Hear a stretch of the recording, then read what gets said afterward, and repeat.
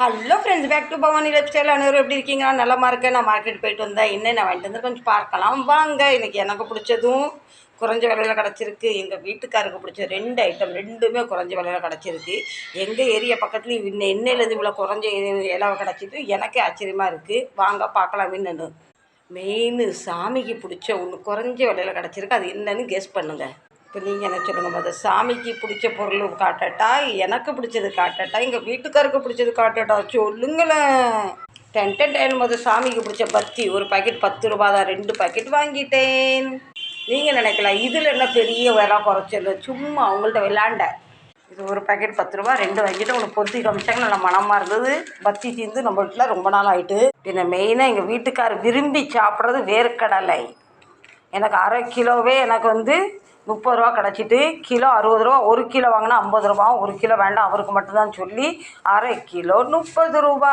நல்லா உரிச்சு பார்த்தா நல்லா பெரிய பெரிய கடலையாக இருக்குது. இதுவும் அவருக்கு ரொம்ப பிடிக்கும். அவிச்சு கொடுத்துட்டா ஒரு அண்டாங்களையும் சாப்பிட்ருவார். பின்ன மக்காச்சோளம் எப்போ ஒன்று 20 ரூபா, 50 ரூபா 3 தருவாங்க. இன்றைக்கி அதே மக்காச்சோளம் எனக்கு 10 ரூபாய்க்கு 1 கிடச்சிது. அதனால் 50 ரூபாய்க்கு 5. பின்ன நெல்லிக்கனி வா. இப்போ என்னையே நானே கேர் பண்ணி இப்போ டெய்லி ஒரு நெல்லிக்காய் எடுத்துக்கிறனால இதுவுமே எனக்கு அரை கிலோ 25 ரூபாயில் கிடச்சிட்டு. 1 கிலோ 50 ரூபா சொல்லி அரை கிலோ 25 ரூபாய்க்கு வாங்கிட்டு வந்தாச்சு. டெய்லி ஒன்று கணக்கு பார்த்தா இதில் இருக்குது குறைஞ்சதுக்கு ஒரு 20 நாளைக்கு நமக்கு ஜூஸுக்கு பிரச்சனை இல்லை. இன்னொரு பொருள் வீட்டுக்காரர் 15 நாராக சாப்பிட்லன்னு ஏங்கி போய் கிடந்த பொருளையும் ஒரு அரை கிலோ வாங்கிட்டு வந்துட்டேன். அதுவும் அரை கிலோ 120 ரூபா தான். இன்னொரு பொருள் இப்போ காட்ட போகிறேன். உயிர் போனால் நான் சாப்பிட மாட்டேன், உயிர் போனால் கை வைக்க முடியாது. ஆனால் இப்போ நான் கை வச்சு செஞ்சு தர வேண்டியது இருக்குது. என்னன்னு கெஸ் பண்ணுங்க. அது என் வீட்டுக்காரருக்கு ரொம்ப ரொம்ப பிடிக்கும்.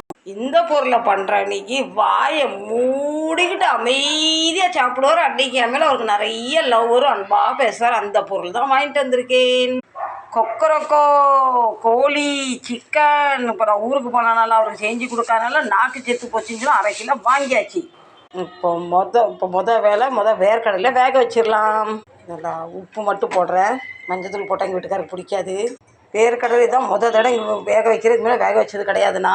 இப்போ கன்னியாகுமரியில் வாங்கிட்டு வந்த கரம் மசாலா சுத்தமாக இல்லை. ஒரு பாக்கெட்டை நம்ம இதில் சுத்தமாக கிராம்பு இல்லை. கிராம்பு கொஞ்சம் போட்டுக்கலாம். கொஞ்சமாக மிளகு. நான் நினைக்கிறேன் இது 50 ரூபா கொடுத்து வேஸ்ட்டு வாங்கிட்டு வந்துட்டோம் போல். நம்ம ஏலக்காய் இல்லை, கிராம்பு இல்லை.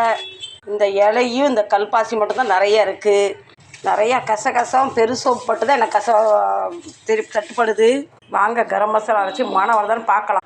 நான் நினச்ச அளவுக்கு அவ்வளோ பெரிய ஸ்மெல் இல்லை. நிறைய ஜாமான் இது இல்லை.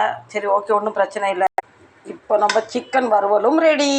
எப்போவுமே நான் இது தண்ணி நிறையா ஊற்றி வைப்பேன். இன்றைக்கி வறுவலாக வச்சாச்சு.